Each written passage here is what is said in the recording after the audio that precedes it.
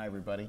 I'm Dr. Doug Adler from the University of Utah in Salt Lake City. I'm also Associate Editor of Gastrointestinal Endoscopy, and I'm joined today by Dr. James Buxbaum of UCLA, and we're going to be talking about his paper, Narrowband Imaging versus White Light versus Mapping Biopsy for Gastric Intestinal Metaplasia, a prospective blinded trial. Congratulations on your paper, and welcome to the video. Thank you. So intestinal metaplasia of the stomach, not a thing that most gastroenterologists like seeing on biopsy reports, right? Often a conundrum of how to manage, how to map, when to look, what's the risk of cancer. What made you guys decide to undertake this project? Well, it started just seeing a large number of patients with gastric cancer at our center. We're at the Los Angeles County Hospital in USC. Probably more of an Asian population than we see in Salt Lake, for example. Indeed, Asian and Latino. And over a course of 4 years, we had 170 cases of gastric cancer. And it got us interested in possible preventive therapies and early precursor lesions. And we started to get interested in gastric intestinal metaplasia because of that. And we realized that a lot of the patients also had multifocal gastric intestinal metaplasia and proximal, which does carry a significant premalignant potential. And so we started to think about ways of identifying it. And were you guys looking for and treating H. pylori infection as well in these patients? Oh, definitely, definitely. Did you find a high incidence of H. pylori just sort of globally in this group? We did. A quarter of the patients had known H. pylori prior, and then in the course of this actual study, we identified another 25%. So in total, at least 50% had H. pylori, although I suspect it's closer to 70–80%, which is the general amount at our center of H. pylori infection. And then tell us how you decided to go about creating this protocol. I mean, this is a fairly complex way of looking at this to try to find areas of intestinal metaplasia. Indeed. So it's known that just with mapping and white light biopsies, probably half of cases of metaplasia are missed. And so we were looking for a better way.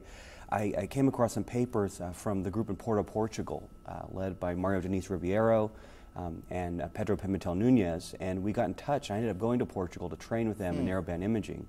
And they had a tremendous student there, Diogo Dias da Silva, as well. And they actually have this special video program to train other people, which actually was published in Gastrointestinal Endoscopy, I believe, in 2 or 3 years ago.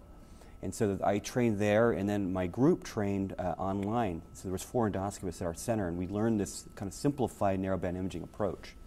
And then I worked with one of my mentors, Lauren Lane, and we devised a protocol, and also with Mario, to really compare the methodologies. So the Sydney protocol versus white light versus the narrowband imaging approach, using this sort of simplified Porto classification for narrowband imaging of the stomach. And then what were the things you were looking for under NBI?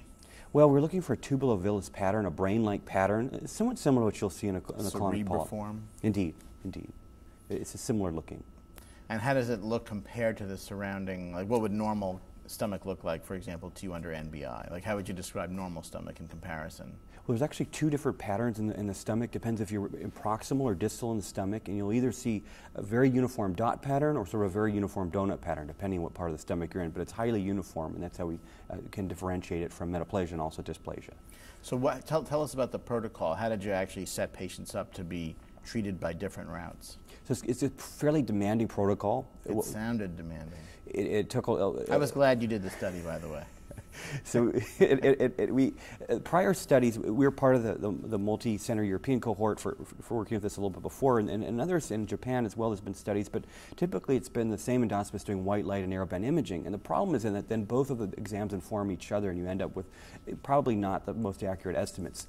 So what we did in this protocol is one endoscopist would perform a white light exam, and the research coordinator was present, who would record where the lesions were. She's very experienced from working with Dr. Lane for 30 years, so she knows the stomach well.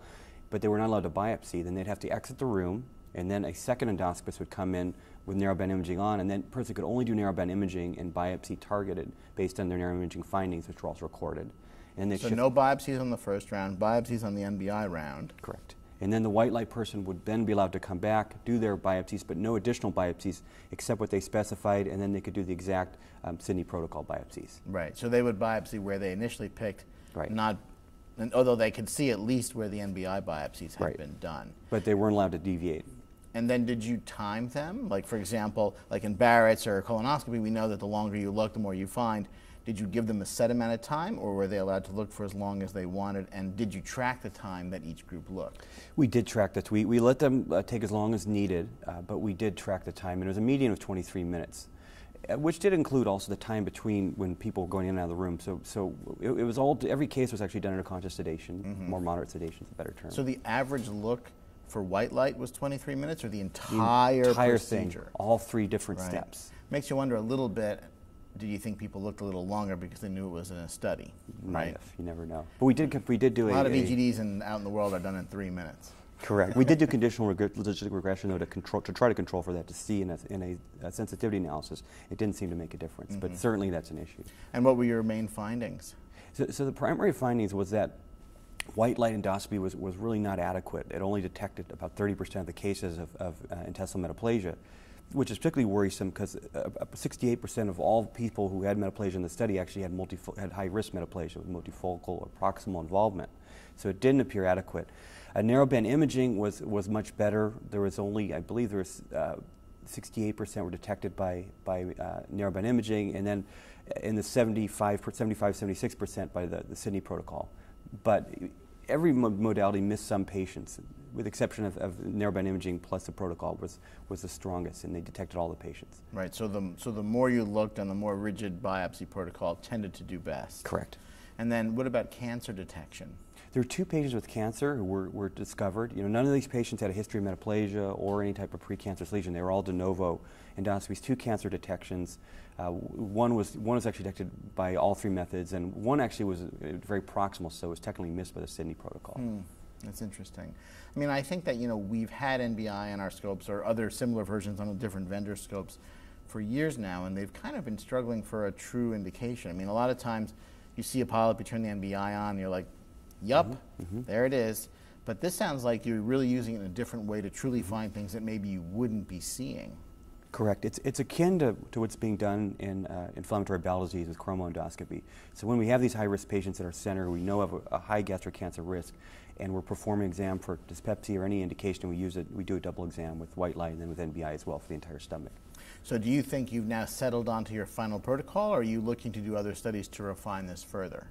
Our goal is likely to refine further. With the newer series of scopes, there's a brighter NBI system, so we're going to likely study that. We may also look at some of the serum markers, carcinogen and things like that. And you said, I think at one point, that you stopped the study because of a change in the NBI, or you? Correct. So what was that? Well, when we were about 70% through, we switched from basically the Olympus 180 to the 190 series. And is the NBI is different between those 2 scopes? It's much brighter on the 190, so we felt we probably had to stop because you're no longer comparing the same things. Right, or at least hang on to one of the old scopes, if they let you do that. Any final thoughts for us about where you want to go next, or other areas you want to pursue? I think there needs to be a much greater recognition of high-risk gastrointestinal metaplasia. It is likely as serious as Barrett's in patients who have risk factors, and as a country with such a changing demographics, we need to take this very seriously. And I think that narrowband imaging is going to be a great tool to help us to do this. Yeah, I mean, and you're definitely at the epicenter of it. I mean, I think given your location, you're sort of seeing the forefront of the wave. I will tell you, I practice at a large cancer hospital, the largest cancer hospital in our entire region of the country, and I believe that from a GI point of view, gastric cancer is by far and away the least common thing that we see, whereas you're seeing probably on the order of double or triple the number of gastric cancers we're seeing in a year. So it's interesting. Thanks for joining us. Thank you very much. This is great. Really a pleasure. Thank you.